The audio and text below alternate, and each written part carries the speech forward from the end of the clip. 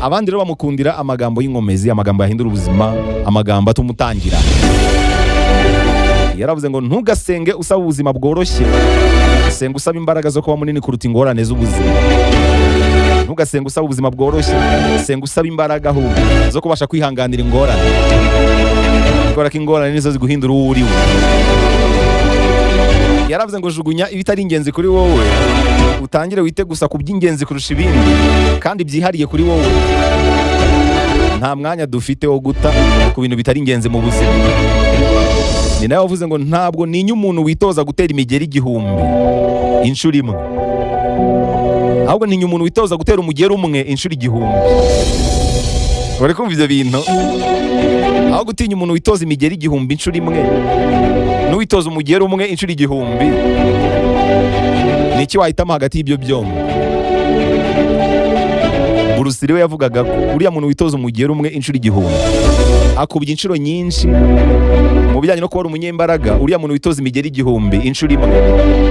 Ibi twaranabibonye tubisanisha n'ubumenyi. Usanga abantu bagezweho, bano bakiri bato babazi byinshi kurusha abakuze, ariko nta na kimwe basobanukirwa mu buryo bwimbitse, nta na kimwe baba intyoza muri cyo. Dufite n'ikibazo mu burezi bw'iki gihe, umuntu abazi ibintu byinshi ariko byose abiziho nosiyo, nta na kimwe azi ku buryo yaba inzobere muri cyo. Usanga abantu bakiri bato bafite amakuru menshi kurusha abakuze, ariko kubera iki tutavumbura? Kugira ngo umuntu avumbure bisaba ko aba intyoza mu kintu runaka, akakirundumuriramo, akakimariramo. Ikibazo gikomeye kibasiye mwene muntu muri iki gihe ni uko afite amakuru menshi ku bintu bitandukanye, noneho akabura na kimwe asobanukirwa mu buryo bwimbitse. Umuntu rero witoza umugeri umwe mu buryo bwimbitse akawusobanukirwa mu mbago zawo zose, hari uturiya muntu witoza imigeri 1000 inshuro imwe, imigeri itandukanye. Bruce Lee yaravuze ngo ubumenyi buguha imbaraga, ariko imico yawe niyo ituma wubaho. Aranavuga ngo ese inzitizi niziza urahitamo iki? Gusitara cyangwa gukomeza ugatera intambwe?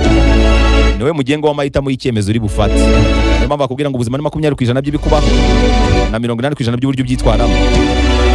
Yaravuze ngo iyo watuye mu kanwa kawe ukavuga ko ikintu kidashoboka, ni ibintu bita byikora ko icyo kintu ukigize ikidashoboka kuri wowe.